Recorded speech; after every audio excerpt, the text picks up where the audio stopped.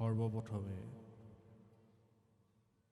পৰম ব্ৰহ্মৰ শ্ৰী চৰণত সেৱা নিবেদন কৰিছোঁ।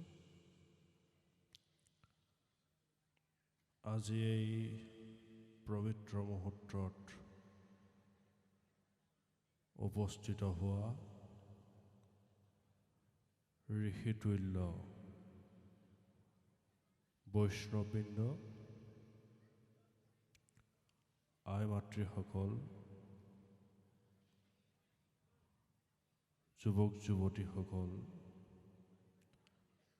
সমূহ কৰ্মকৰ্তাৰ লগতে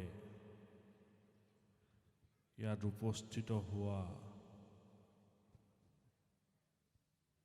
বিভিন্ন ব্যক্তিসকলক লগতে সমূহ পৰিয়ালবৰ্গক আমি শুভাশীষ জনোৱা হৈছে।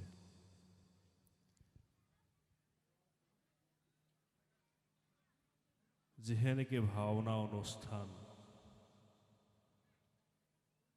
আৰু আপোনালোকো অধীৰ আগ্ৰহেৰে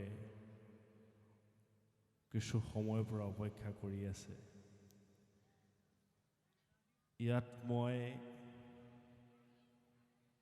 ভাষণ দি দীঘলীয়া পৰিক্ৰমা অতিক্ৰম কৰিবৰ বাবে মোৰ ইচ্ছা প্ৰকাশ কৰা নাই। তথাপিতো চমু মন্তব্যৰে মোৰ দুআষাৰ সামৰণি মাৰিম। যিহে নেকি ভাওনা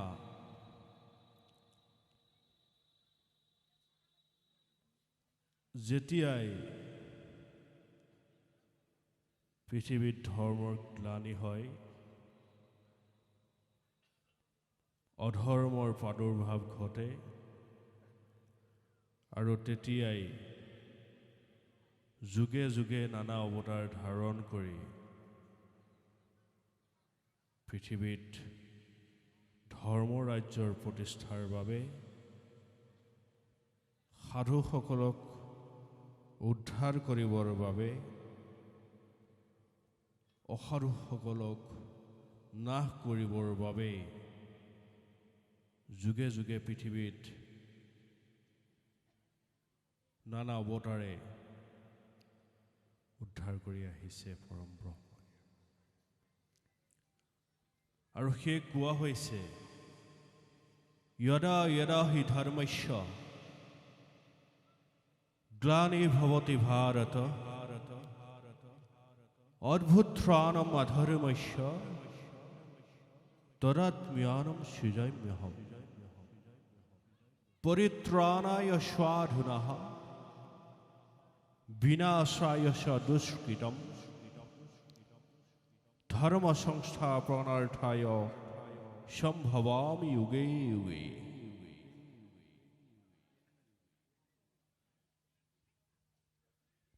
আৰু মানুহসকলক,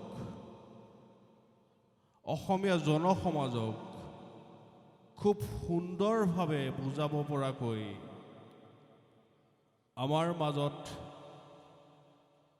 প্ৰতিষ্ঠিত হ'ল ভাওনা। যেতিয়াই দেৱদৈত্য মানৱ সমবেত হৈ ব্ৰহ্মাদেৱক নিবেদন জনোৱা হৈছিল আৰু এই সমূহীয়া প্ৰতিবেদন গ্ৰহণ কৰি ব্ৰহ্মাদেৱে তেওঁলোকক উচিত সংবিধান দিবৰ বাবে বাছি লৈছিল 4 বেদ। আৰু এই 4 বেদৰ আধাৰত সৃষ্টি কৰিছিল পঞ্চমখন বেদ, আৰু সেই হ'ল নাট্যবেদ। নাট্যবেদ ৰচনা কৰি ব্ৰহ্মাৰ প্ৰিয় শিষ্য ভৰতমুনিক আজ্ঞা কৰি কৈছিল যে নাট্যবেদ সন্মুখত লৈ তুমি অভিনয় প্ৰতিফলন ঘটাব লাগে। আৰু তেতিয়াই গুৰুৰ আজ্ঞা শিৰত লৈ ভৰত মুনিয়ে নাট্যশাস্ত্ৰ ৰচনা কৰি সমুদ্ৰ মন্থন কাহিনীৰ আধাৰত সৰ্বপ্ৰথমে স্বৰ্গত সমুদ্ৰ মন্থন কাহিনীৰ আধাৰত তেওঁ ভাওনা প্ৰতিষ্ঠিত কৰিলে আৰু সেই হ'ল প্ৰথম ভাওনাৰ আৰম্ভণি। সত্য যুগত মই খুব চমুভাৱে কৈছোঁ, সত্য যুগ আৰম্ভ হোৱাৰ লগে লগে যেতিয়া সত্যত এটা দাপৰ কলি, এই চাৰি যুগত চাৰি ধৰণে নানা অৱতাৰে ধাৰণ কৰি অভিনয় আহি আহি অসমীয়া জনসমাজত প্ৰতিষ্ঠিত হৈছেহি আৰু মহাপুৰুষ গুৰুজনাই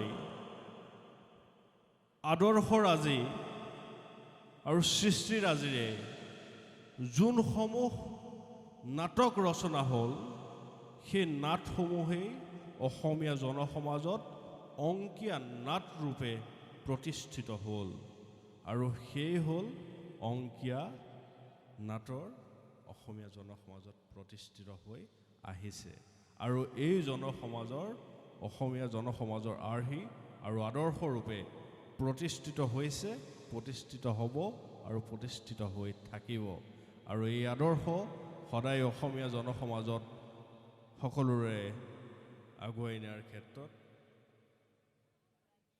আৰু এই সৃষ্টিৰাজি অমৰ কৰাৰ স্বাৰ্থত সকলোৰে আগুৱাই নিয়ে, তাৰ হৈ পৰম পিতা পৰমেশ্বৰৰ চৰণত সেৱা নিবেদন কৰিছোঁ।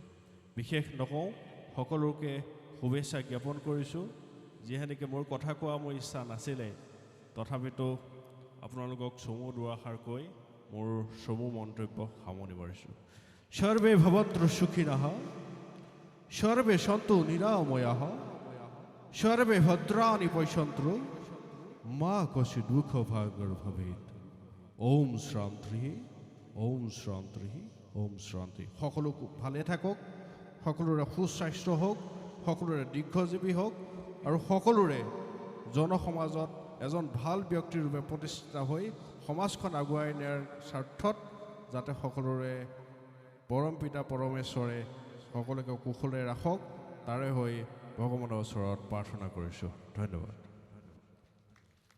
আমি শ্ৰী শ্ৰী গড়মুহূৰ্তৰ সন্মানীয় সত্তাধিকাৰ প্ৰভু ঈশ্বৰৰ ওচৰত আমাৰ এই সুবচন প্ৰদান কৰাৰ বাবে শ্ৰদ্ধা সহকাৰে সেৱা নিবেদন কৰিছোঁ। ধন্যবাদ জনাইছোঁ। তেখেতৰ উপস্থিতি আচলতে এইখন বৈকুণ্ঠ ক্ষেত্ৰ পৰিণত কৰিলে, তাৰ বাবে তেখেতক পুনৰবাৰ শ্ৰদ্ধা জনাই আমাৰ মাজত উপস্থিত